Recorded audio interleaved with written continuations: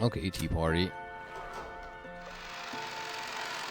How is episode 6 even going to start now?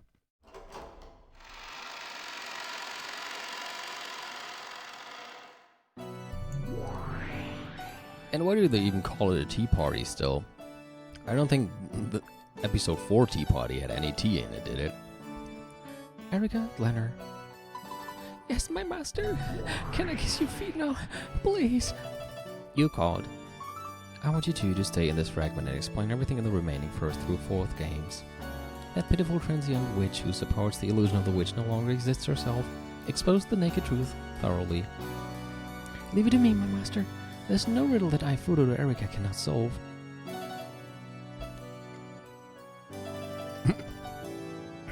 Of course. That's why you're my piece, my double. Bernkastel wore a massive and horrible smile, which Erica shared. Also, hello, Butler. B. What does the B stand for? Does it stand for Butler? So it's actually Butler. Beatrice's illusion of the witch would disappear, and the results in all of the previous games would be painted over.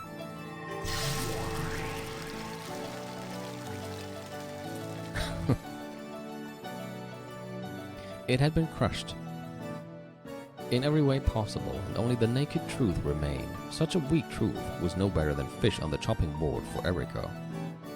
It is possible to explain all of the pastoral games with Natsuhi as the criminal, or with certain irregularities based on that theme. I won't let anyone say it's the crime of the witch Beatrice again. I'll start compiling it together at once, and then present a first-rate tale to you. You mustn't leave even a single fragment of Beatrice's legend of the witch behind. The rumors among the servants, the way people talked about unexplained events as though that legend was the cause, the illusion of the witch that worked alongside the illusion of Kinzo, deal with all of them completely. Of course, I'll get to it right away. We now have the furniture in custody. We're hurrying to identify their vessels. The 7 sisters of Purgatory had already been taken into custody. Those noisy sisters who had served Beato now faced nothing but denial. What sort of illusion were they based upon that allowed them to manifest? Everything would be exposed and denied. Eiserne Jungfrau has already begun its investigation. You do know Eiserne Jungfrau is a torture device. So how can you call that investigation? According to the most recent results, there is a high probability that they were constructed during the 1960s in the vicinity of New York. An aide has already been sent to the location. The 1960s, the 7 Sisters of Purgatory are made in USA. Even though they bragged about being furniture connected with King Solomon and serving a 1,000-year-old witch, they are a total sham. Who was it? According to the report, there's this group of big-time swindlers who make money by selling fakes to rich fans of the occult. Because they're deceived millionaires trying to resell the fakes as though they were real, there's a chance that they've been falsely deified by enthusiasts in the field. We are rushing to find confirmation and further details. So Ushiro Kinzo was a sucker who'd pay big bucks for any fake occult object. And that's what the 7 Sisters of Purgatory really are? That's hilarious! A total sham, just like Beatrice's illusion of the witch. Though they call themselves the 7 Deadly Sins, they're actually cheap fake souvenirs. Well, from the very beginning, I figured they were nothing more than paperweights sold at some shady souvenir shop. Paperweights? Have you confronted the 7 Sisters with that truth yet? No, not yet. They still seriously believe they were created by a great sorcerer over 1,000 years ago. I'd like to confront them with perfect evidence and the truth right away, and let them know that they're mere paperweights worth less than $30 US. When you do, I wonder what their faces will look like as they all lose all hope. Probably better than yours right now. I can't wait. Call for me when that happens. I'll come to watch with some of the best black tea and dried plums. Beatrice's illusion of the witch had already been penetrated, and it's been proven that everything was simply the result of human delusions. What kind of delusions created them, and what caused these in the first place? When the answers were proven perfectly and shoved in the faces of those concerned, the illusion would vanish and be completely annihilated. This is what they meant by execution. An execution is not a show. As a general rule, it is not made public. This is an inspection by the great Lady Bernkastel, member of the Senate, so she can observe that the great court is performing its duties satisfactorily. Do you, as a mere inquisitor of heresy, wish to deny her this right? Yeah, that's right. I'm just observing as a representative of the Senate to make sure you follow the proper procedures when you carry out your work. We are currently preparing to take Vigilia, Renov, and Garb into custody as well. The Chester Sisters Imperial Guards are conducting that investigation. Of course, we will then detain and execute those 3 connected to Beatrice. Lina, what is the true nature of the Chester Sisters? Winchester guns. We believe there is a high likelihood that their vessels are weapons used in the crimes. For this purpose, Senor Aid Gertrude has formed a special team. We are currently investigating all cases. I'm looking forward to the Chester Sisters execution too. One at a time? Or all of them at once? No one's stupid enough to put an entire can of tea leaves in a pot at once. You've got to enjoy it slowly, one spoonful at a time. Exactly, let's have their executions on consecutive days. For the furniture and the witches, one by one. I'll send you an execution show every day. Wonderful. After all, there really are a lot of them. Looks like we'll be able to enjoy ourselves for a full 2 weeks. Maybe we can let them decide which ones to execute first. Make sure you think up something great for the execution concept. I'd like to enjoy executions both old and new, from east and west every day. I can only repeat that these witches should really see a psychiatrist. The rules state that the method of execution is to follow great court regulations. Leave it to me, my master. I will most certainly prepare you a fascinating execution show. Oh, you better quarter at least one of them. Of course, I shall make a list of the best forms of execution from all countries from Europe to Asia, which were used by kingdoms east and west for crimes no less than treason against the king. I'd like to think up some execution methods myself. Pondering that will be the perfect way to relax on those sleepless nights. I'll iron out my ideas and send you a letter soon.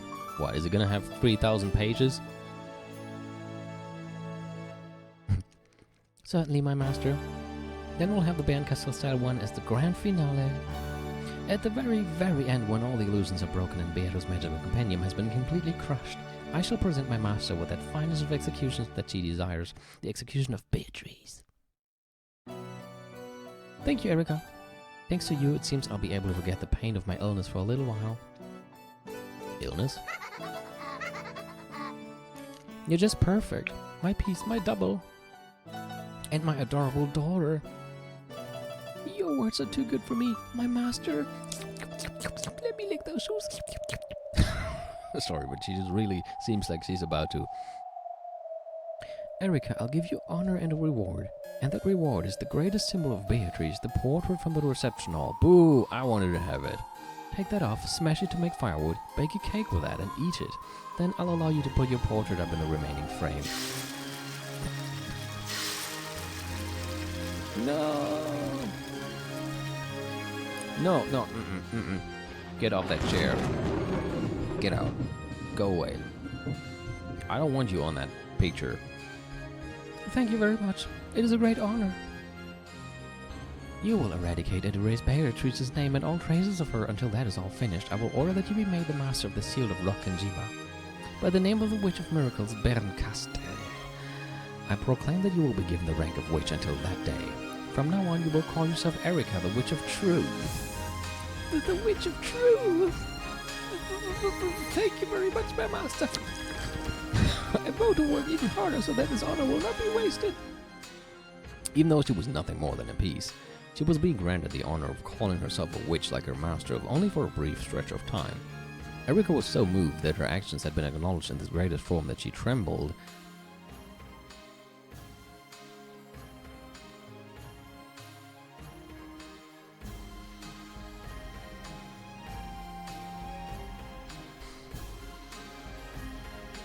Letter, continue to aid Erica and report on her progress to me.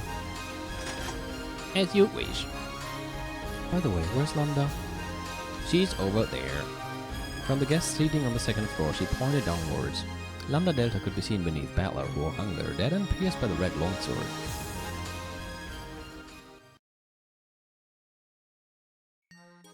Oh, Sidomir Battler. You were an interesting guy. And you might have become even more interesting. Not too bad. What a wonderful way to die. Erica, You can hang Battler's corpse in the mansion's reception hall. The next time I come to visit this fragment, welcome me in front of it. Certainly, my master.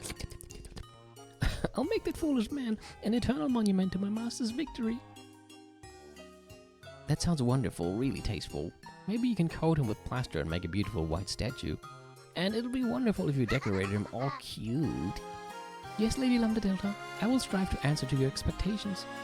Congratulations on becoming a witch. Though it'll just be for a while, I'll welcome you as a friend. Erica was so overcome with emotion that tears came to her eyes, because for a piece, no greater pleasure exists than having your work acknowledged by your master. In the end, I'd like to have Beato stuffed too. Then I'll decorate the reception hall with her. Galaxy Express? The one that isn't night on the... What do you mean, Galaxy Express? You know, I read that back when I wasn't a witch. I always thought it strange that humans to obtain eternal life would become so cruel. At the time, I honestly couldn't relate. After becoming a witch and living 1,000 years, I fully understand it. That writer could understand our cruelty really well in the truest sense. Where will you go next? I'll bet we say farewell with our backs turned, right? That's because I don't want to let you get bored. Thanks, Baron. But you can be sure I'll count to 100 and then start searching for you again. You really don't let a person get bored. That's why I like you. Love you. Let's meet again somewhere. However, we may not be reunited for another 100 or 1,000 years, if ever. That's okay.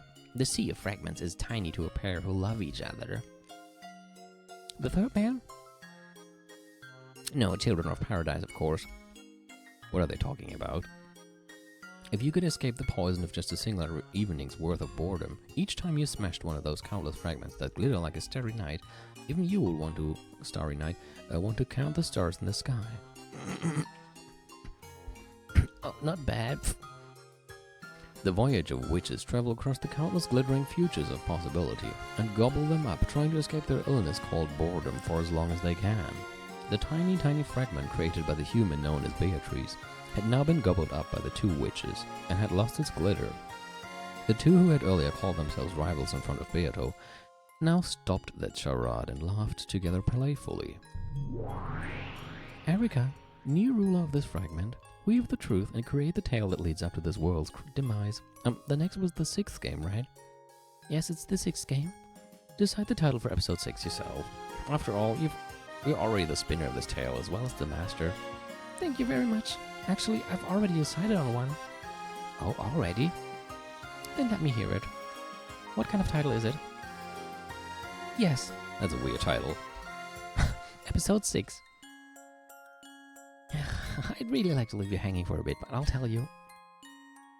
Come on, stop being a smartass and tell us. A newbie witch like you shouldn't be teasing your seniors.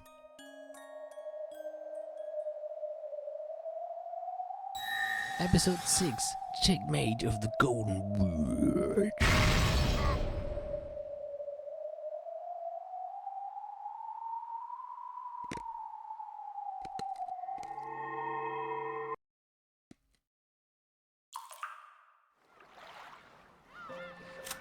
Now what?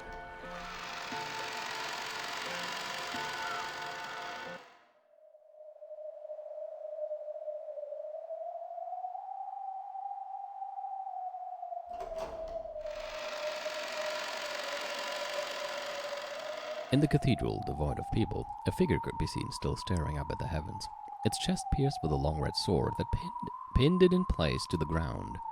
That figure was Battler.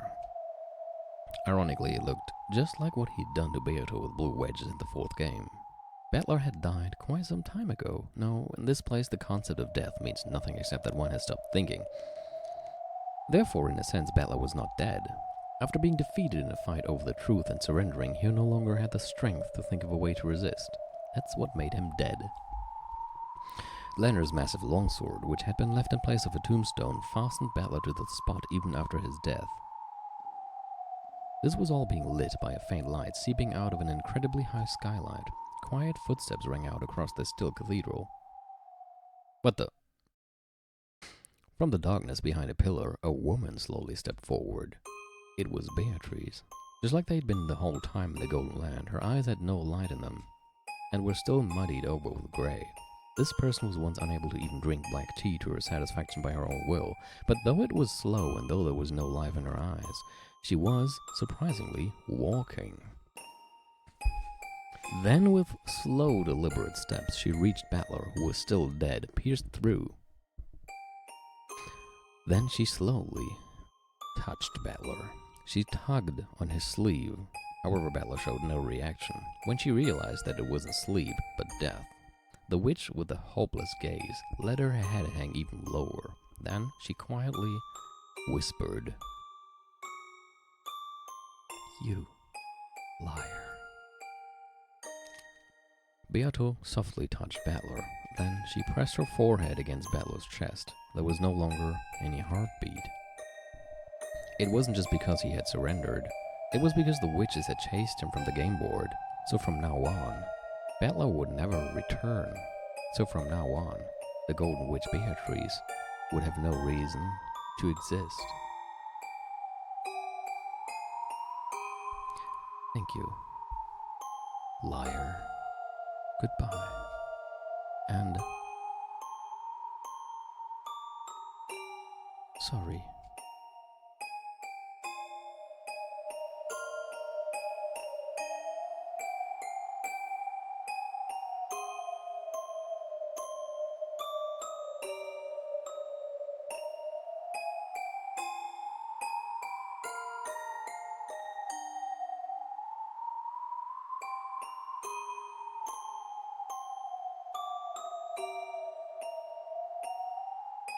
Then the Golden Witch completed her task and scattered as a spray of gold.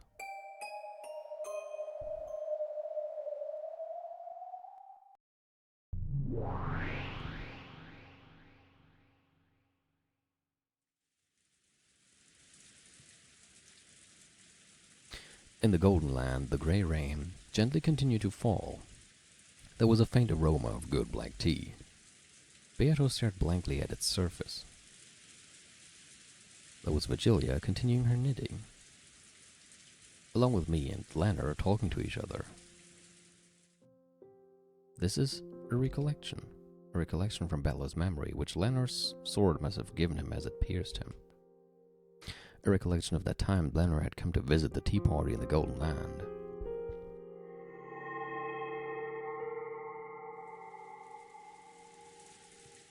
It's the same with me.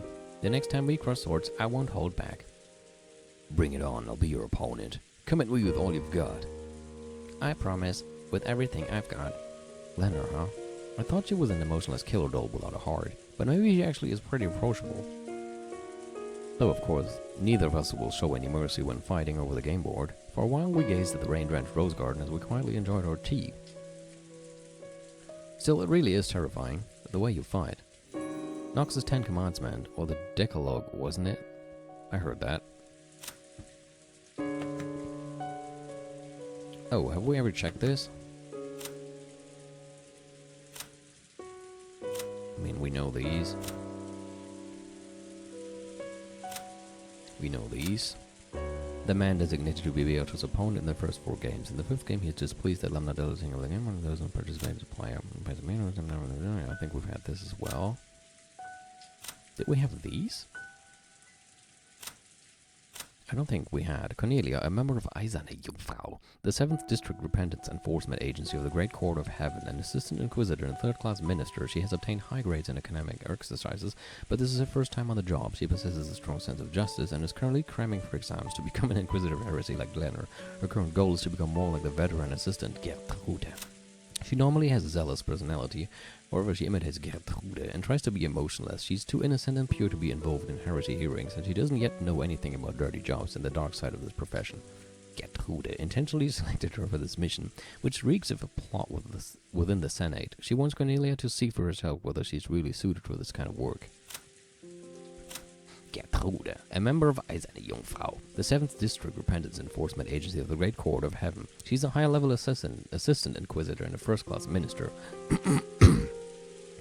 As an assistant inquisitor of heresy, she is tasked with aiding during interrogations and hearings. Because most missions end up as executions, she is usually assigned the job of using barriers to block the target's means of escape. When it comes to fulfilling her mission, she's calm, flawless, expressionless, and emotionless. However, most of the time, she's quite compassionate and is loved by many of her juniors. She has already passed her exam to become a full Inquisitor and was offered a vacant position in a different district, but she refused. She waits for a reassignment under Glenor, to whom she owes a great debt, and continues to serve alongside her as an assistant. Therefore, though she is an assistant, she is treated as an Inquisitor, third-class Archbishop. Glenor A. Knox, a member of aRdW, the 7th District Repentance Enforcement Agency of the Great Court of Heaven, a head Inquisitor of Heresy and a first-class Archbishop. She is commonly known as Glenor of the 10 Wedges, or Death Sentence Glenor. The name Death Sentence comes from the fact that, though Inquisitors of Heresy normally judge their targets to see whether they deserve the death penalty or not, Head Inquisitor Glenor is only dispatched after a case has been vigorously inspected by the Great Court.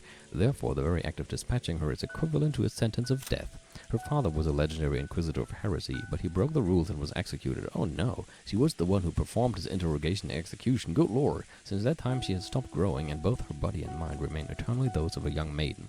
It is whispered that her heart also died at that moment, but she does not see it that way. Her primary weapons are the red key and the blue key, which take the form of a long sword and a short sword. I see. She mentioned the key earlier. Fudodo Erika, the most lovable person in all of the episodes so far. Bernkastel's double and servant, also a piece who has manifested in the human world. Because she is human, she cannot use magic and the like. However, she can appeal to Bernkastel on a higher level plane to obtain miracles and various authorities she can use, so it would probably be no exaggeration to call her a human capable of wielding the power of a witch. Through Bernkastel, she has been given the detective's authority while on the game board. Therefore, even though she is an outsider to the Shidomir family, she possesses the right to demand full attention from everyone when speaking, the right to advance proceedings, the right to investigate the crime scene before the police arrive, and many other special abilities. She gets pleasure from the process of solving riddles, but her greatest joy comes from using that victory to sneer at others. What, there was dinner with glasses? I didn't even notice that. Oh, really? You're right. And Bernkastel. Okay, but what I actually want to look at is this. aRdW. Well, it's this, but I'm going to look at this as well. One of the repentance enforcement agencies that provides by the Great Court of Heaven, Court of Heaven. Its area of jurisdiction is the 7th District. It's made up of 7 Inquisitors of Heresy, with the first-class Archbishop Glenor at their head and several assistant Inquisitors. This body is tasked with performing heresy interrogations, carrying out executions, and sometimes bestowing a redemption. However, in almost all cases, the Great Court of Heaven considers sending them only after the completion of a heresy interrogation and a tentative guilty verdict, so they are, practically speaking, no different than an execution squad. Their spectacular achievements are great in number, and they are extremely well known even among the other agencies. Other famous enforcement agencies include the SSVD of the 8th District. It is rumored that this group's leader, Wizard Hunting Wright, also known as the 20 Wedges, is even more powerful than Glenor. Is it Phoenix Wright? The Red Key, a weapon for emergencies used by official Inquisitors of Heresy belonging to aRdW. Glenor's primary weapon, unlike a normal weapon whose purpose it is to cause physical damage, this special tool is known as a conceptual weapon, and it is used to deny the existence of concepts.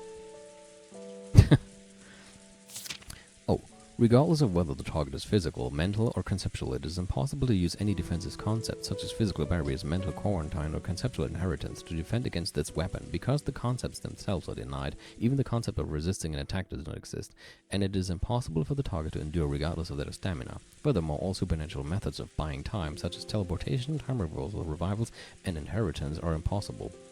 Because denials of concepts conform to verdict procedures dictated by the Great Court, all future concepts that disobey them will be denied automatically. In addition, when the Red Key operates within a complete barrier, all concepts of evasion cannot be successful. Defense is impossible, evasion is impossible, buying time is impossible. This ultimate conceptual weapon is the embodiment of these three impossibilities. A strict investigation by the Great Court of Heaven is required for the use of the Red Key. Because of this, the very act of dispatching Glenor, who arms herself with it, is equivalent to a death sentence. In this world, Senator Lambda Delta has placed restrictions on its use and power. The Blue Key, the primary weapon used by official Inquisitors of Heresy belonging to aRdW. Like the Red Key, it is a conceptual weapon, but instead of denying the existence of concepts, it is used to create self-doubt and force others to deny themselves.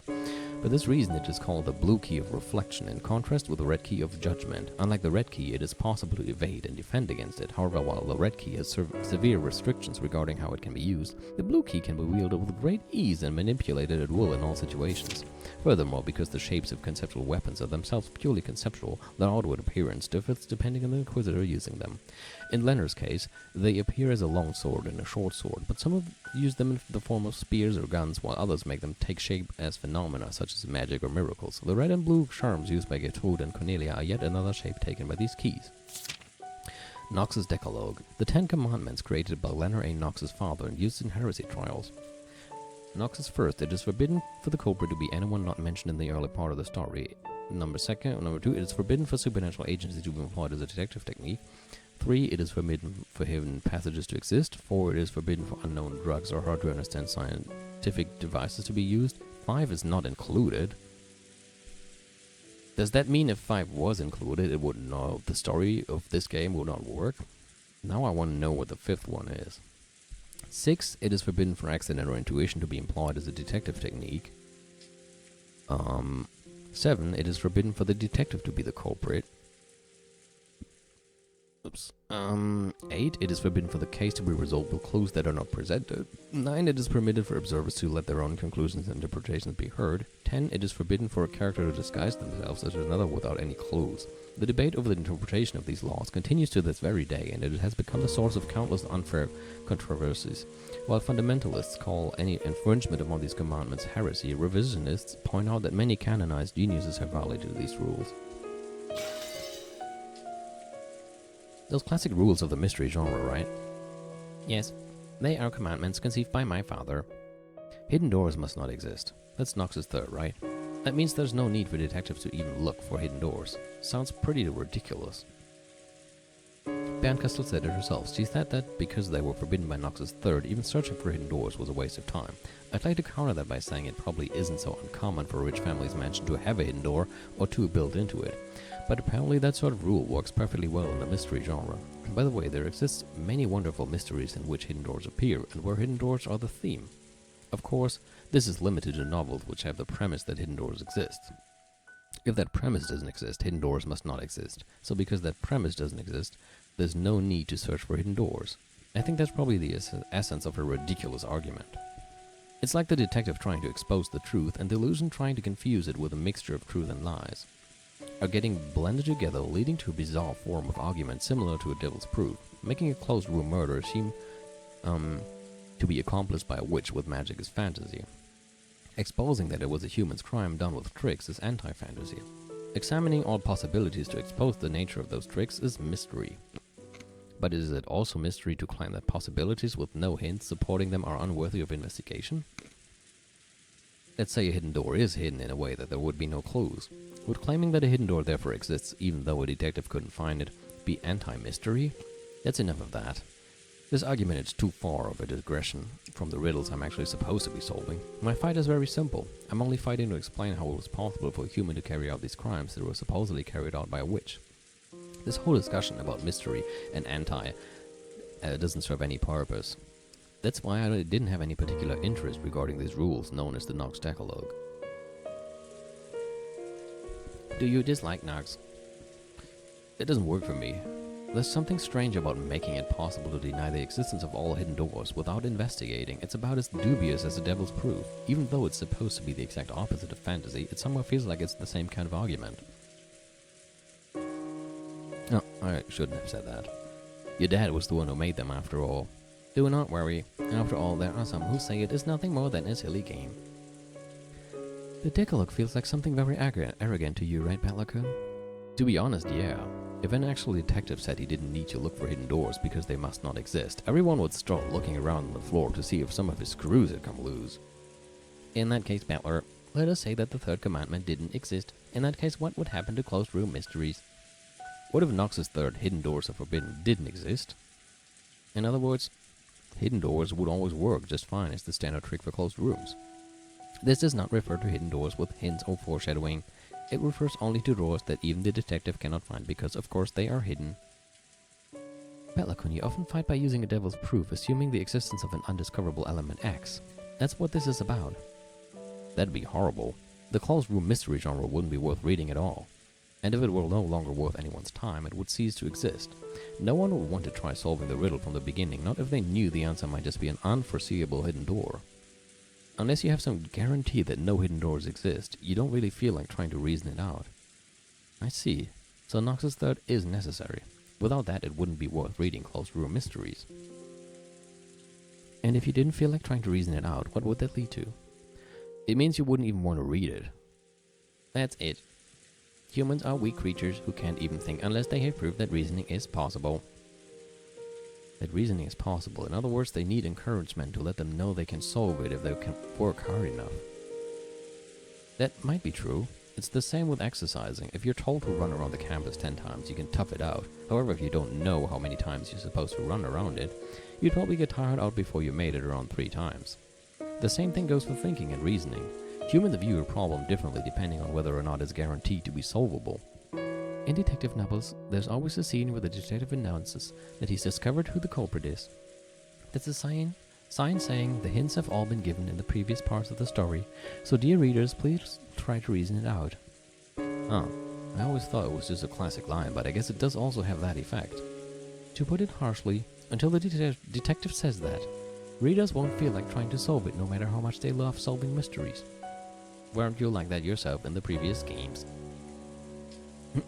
Now that I hear it, maybe that really was the case. Maybe my fight against Beato really began in the second game. At first I didn't seriously try to tackle the closed room riddles Beato threw at me. After all, I knew nothing except that people had died in the closed room, and the windows and doors were all locked from the inside. I mean, seriously, talk about having no hints to go on, so I refused to argue on the grounds that I couldn't fight, because the lack of clues made reasoning impossible. After that, didn't Beato sneer at me, asking whether I'd repeat that over and over forever in an endless repetition of moves? At that time, Beato said this: "Of course not. I'll give you the thing people like you always demand. The reason you always stop thinking and then moan about it is lack of information. If you are then given information, you start doubting whether the information is true or not by denying the basis. Isn't that convenient? What clever little words to hide your own incompetence." Then she said she'd give me certain information that couldn't be denied, and created a rule called the Red Truth. Once we reached that point, the curtain finally rose on my battle with Beato. So that's when I finally had a guarantee that I could solve this tale if I tried. Yeah, and you lost spectacularly. And I stepped out to the stage with her for the first time. Beatrice, she's a strange person. Though riddles are the only holes witches can live within, she began to give you the Red Truth, a method by which those riddles could be solved. You could say the Red Truth is a hint Beato gives me, so that I can compete in this war of reasoning, like candy. Because I've been given hints, it's like she's saying, try and solve it, for it can be solved. But please not the candy that exploded out of the stomachs of Rudolph and Co. A enigma that's guaranteed to be solvable can be called a true enigma. Isn't this almost as though Beato herself is admitting that she isn't really a witch? My, that does seem logical. She truly is a strange child.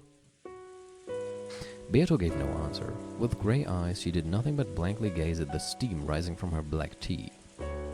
My father created the Decalogue to act as a crutch for the power of thinking.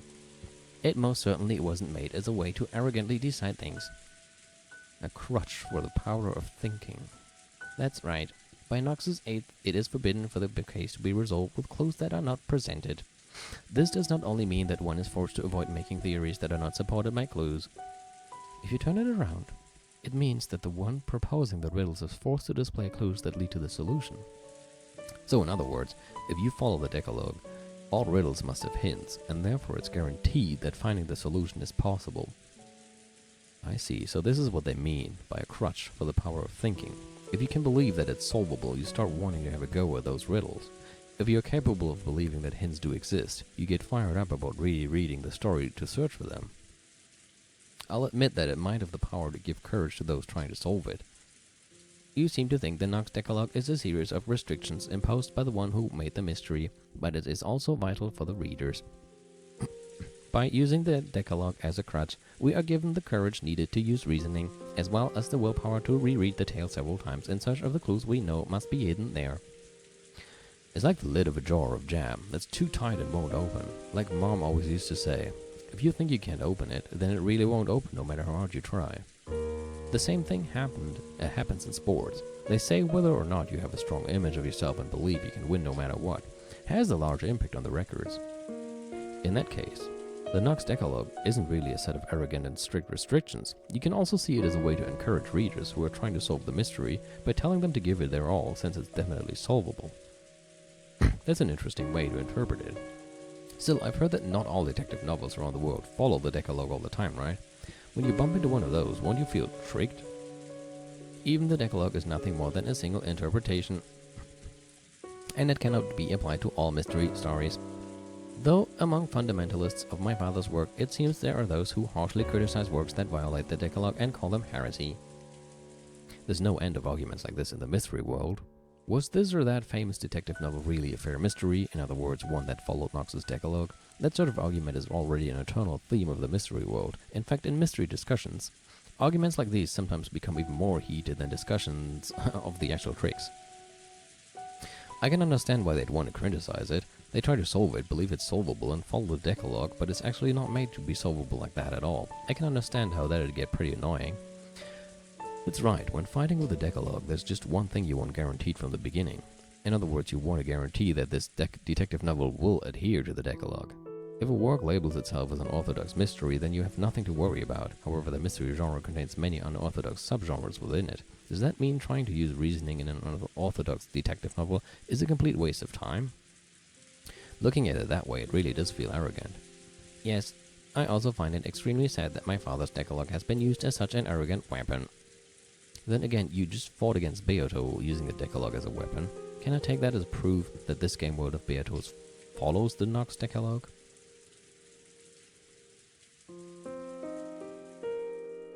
When I asked that, there was a strange silence. Virgilia, Blenner, and of course Beato all remained silent for a while. Almost as though my question had touched at the core of something. Yeah, I mean, as I said, number 5 is not included. We would need to know now what number 5 is.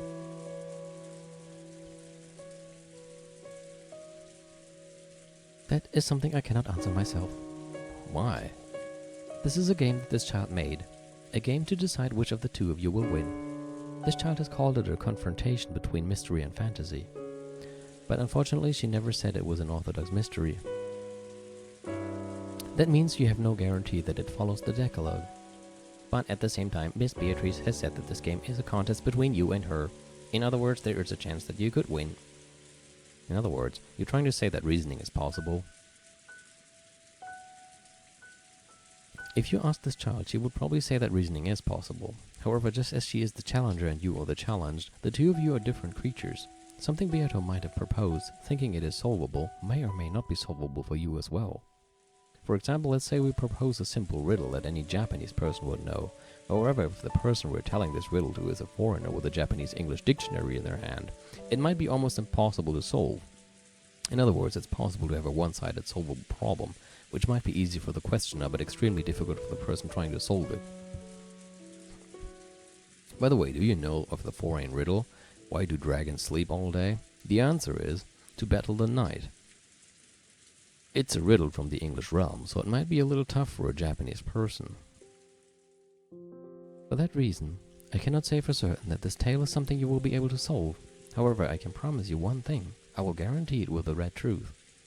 What? Beato wanted you to solve it, so she made this game, the riddles of this tale, solvable. That alone I will guarantee with the red truth. It was the one guarantee that all those who try to use reasoning desire. I don't know if my father's Decalogue will apply to that answer or lead you to it. However, when you run into a tight spot and want a compass for your reasoning, please try using my Decalogue if you remember. It might give you renewed courage and might possibly even lead to some new discovery. Thank you. If I'm truly stuck, I'll think about your fighting style. Are you sure it's okay to help out an enemy like this? Pay that no mind. I came to this tea party without a gift. I hope you enjoy this in place of a snack. And if you come face to face with me again, there probably won't be time to speak of such things so casually. Nox's Decalogue and Virgilia's Red Truth. Beato wanted me to solve it, so she made the riddles of this game solvable. In other words, Beato wants me to be capable of solving it. Isn't that proof that reasoning is possible? Of course, that's from Beato's point of view. and it doesn't necessarily mean that reasoning is possible for me. Compared to before now, when I didn't even know whether reasoning was possible or not, that one line might give me a great deal of courage. At least it has the power to silence any negative thoughts about this all being useless. Unless the other party assures you that reasoning is possible, you won't do it. It's almost like love between shy young people. Love? Yes. Unless you have proof that the other person loved you first, you don't want to love them back. Right? Both boys and girls want to hear someone else say they love them first. That's their dream.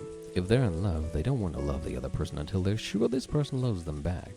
After all, there's nothing as painful as a one-sided love, and the scars of the heart left behind last a long time. Because they are afraid of that pain, they want proof that the other person loves them first more than anything else. I see. That's an interesting way to explain the relationship between writer and reader in a detective novel. Yeah, maybe you could liken detective novels to that. Both the writer and the reader first want the other party to say they'll solve it, or that it can be solved. Until the writer is assured that the reader will certainly have a go at the riddle if they propose it, they don't want to write their story. The same goes for the readers. Until they are assured that they will certainly be able to solve the riddle if they try, they don't want to read the story, because they don't want to write that what they consider a masterpiece and be heard when no one reads it. Because they don't want to reason about what they consider a masterpiece and be heard when they realize it was all useless. By that argument, it really isn't a stretch to say it's like love between shy elementary or middle school age kids.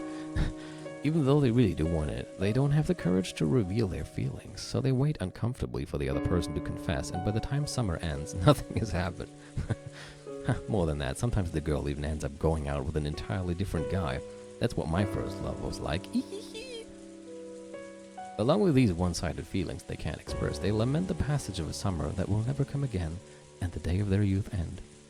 The days.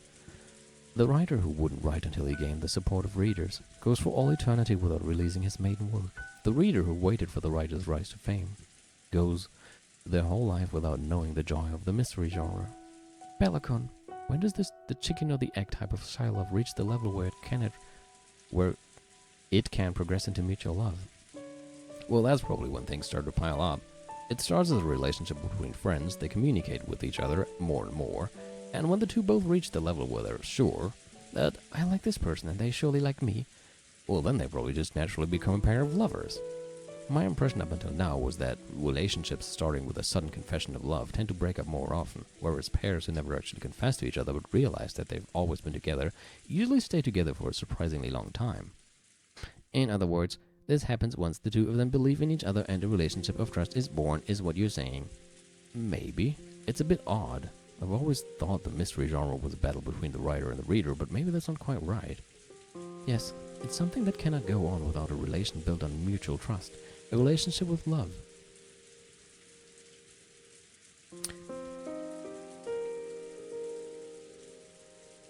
So you're saying our relationship isn't one of killing each other, but one with love? Though it doesn't look like anything more than a pair of elementary schoolers bullying each other to me. Virgilia joked at us in a middle-aged woman sort of way. Still, though I'm not expecting friendship or a trusting relationship, I can accept her as a rival. Beato is fighting at full force, trying to make me acknowledge that she's a witch, so I'll respond to that and go all out, trying to deny that witches exist. How can you be sure that Miss Beato is fighting at full force? Can't you tell her by looking? It isn't as though she has proclaimed in red that she's fighting you at full force. And yet you still have no doubts. You are the one who said you wouldn't believe anything except the red truth. Surely this is that stage Pelicon mentioned earlier, where communication increases and you learn not to doubt your relationship. Virgilia and Leonard giggle together. One guy, multiple women, and the topic is love. Wait a sec, isn't this the worst possible formation for getting made fun of? When I tried to bring back a proper mood for a tea party in the rainy Golden Land by clumsily searching for a more noble subject, Virgilia saw right through me and laughed. Even amidst this, Beato kept looking downwards with those grey eyes, staring into her black tea.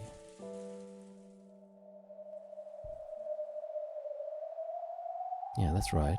Virgilia and Leonard have given me so many hints, and yet I barely thought about it at all.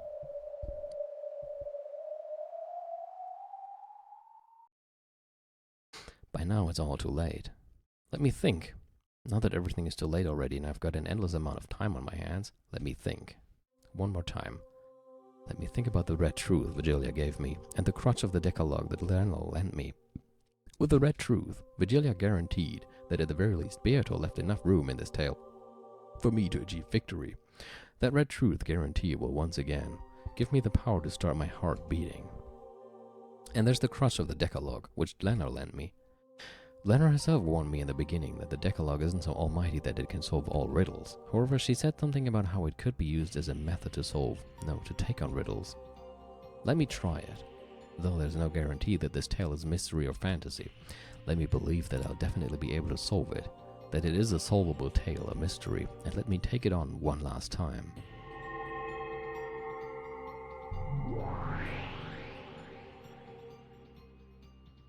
When I came to, I was suddenly in that strange tea room where I'd often argued furiously with Beato from across that table.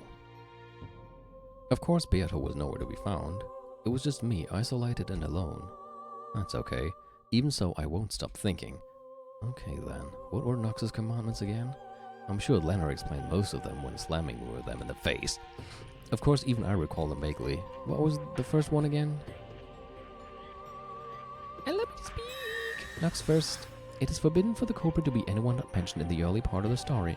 When I muttered about what the first one was, as if answering my question, Lena's subordinate appeared. Without bothering with an unnecessary hello, she told me nothing more or less than what I wanted to know. Yeah, that's it. The first. The culprit has to be one of the people mentioned in the early part of the story. In other words, the culprit must have already appeared, as early as the first game. True, that's the most basic of basics in the mystery genre, a classic assumption. A classic assumption. Have I really been keeping to that assumption? With each new game, the number of people in this tale keeps increasing. That violates the closed circle rule. By that point, everything gets screwed up.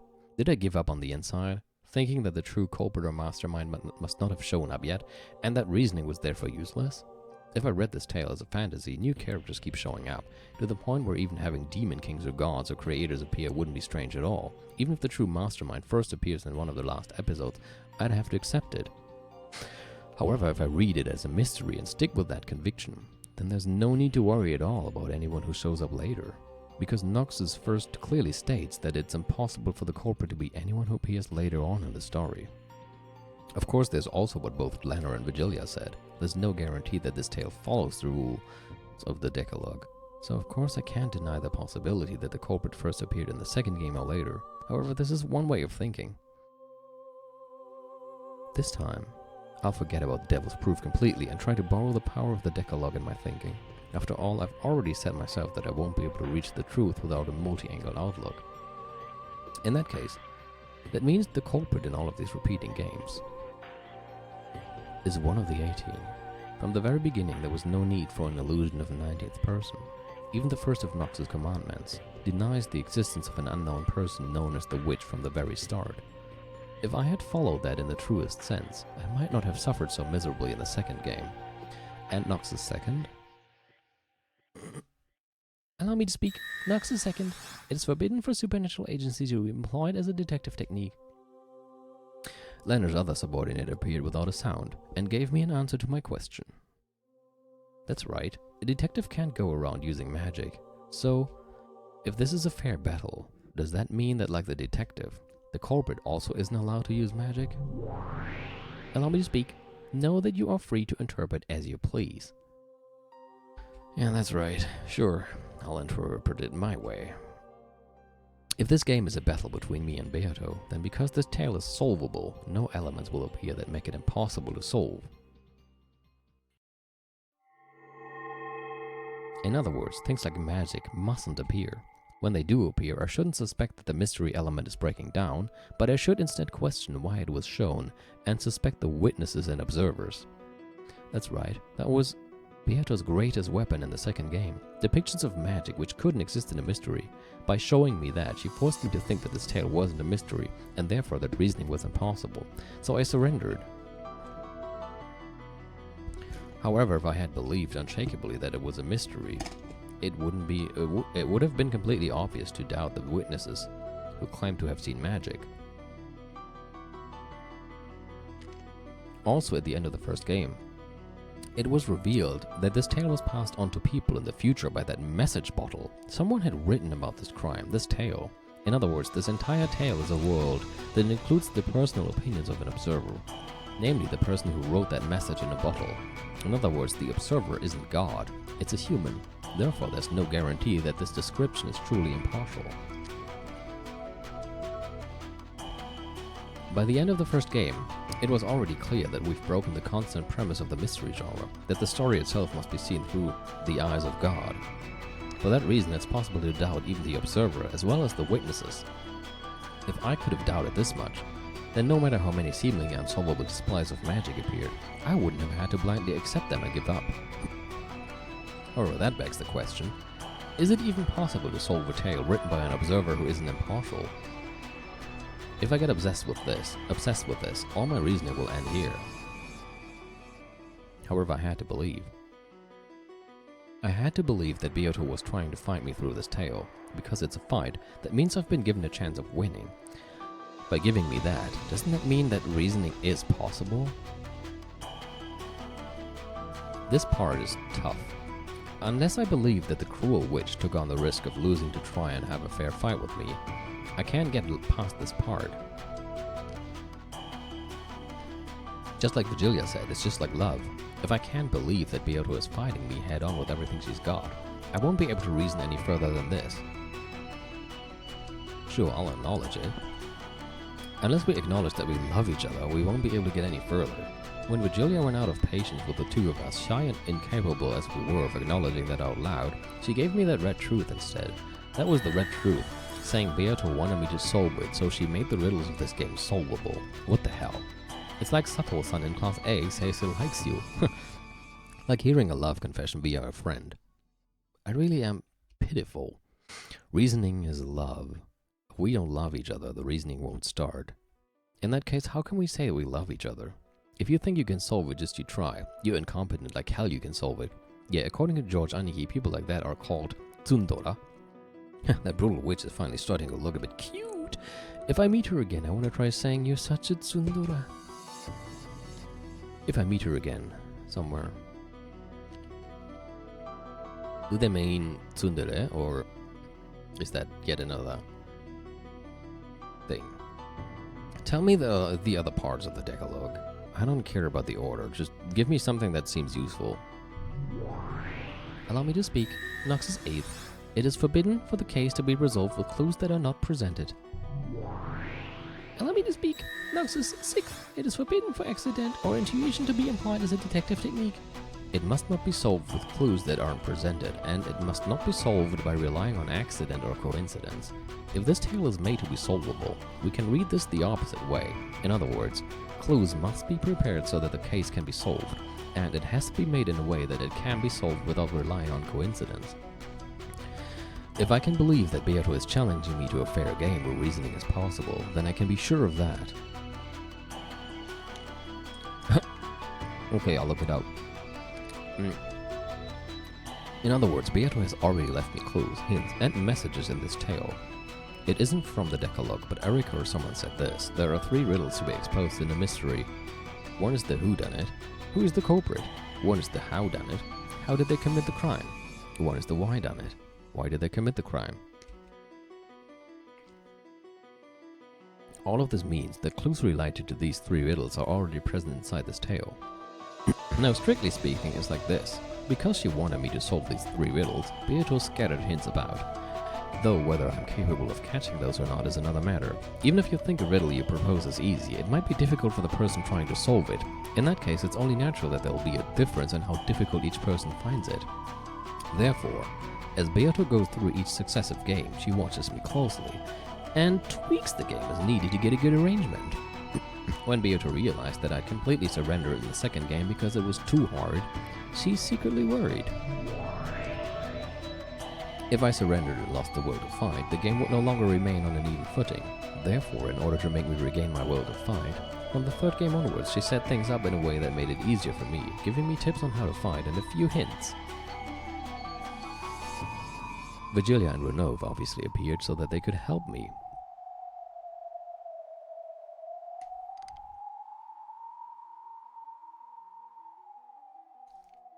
Also, though we still had the usual crazy magic shows, she gave me the metaphor of the brown tube trial as well as tips on how to fight back. I finally understood how to fight, and most likely at the end of the 4th game, Beato managed to have the all-out showdown with me that she had probably wanted.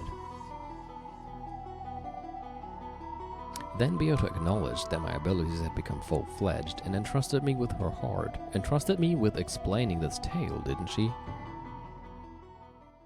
Yeah, so could you please do that now?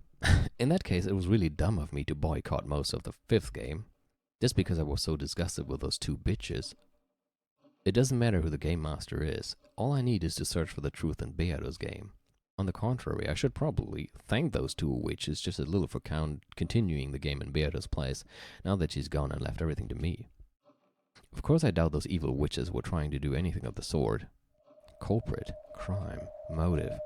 The answers to those 3 ultimate riddles, the hints, must be scattered throughout the previously shown tales. It's probably a very faint light, like trying to find beads that have fallen onto a sandy beach. But they're definitely there. However, they are so faint that unless I believe strongly, there's no way I'll be able to find them. Please, allow me to speak. What is it? Go back through the tale. Know that you will be given them as long as you don't lose sight of the truth's faint light. Right now, through this tale. Know that for reasoning to be possible, a trusting relationship is required. Yeah, I know. In fact, maybe I finally noticed just now. It's something that's been repeated over and over again throughout the tale, persistently so. Without love, the truth cannot be seen. Slowly the tea room dissolved into darkness.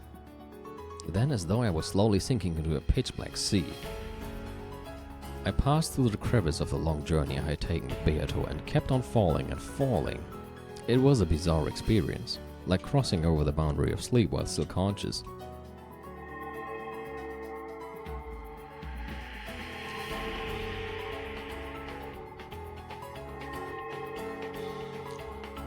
The several tales before became faint bubbles. No, were they small, shining fragments? And were scattered like stars amidst a pitch-black sky. I kept sinking on and on into that sea.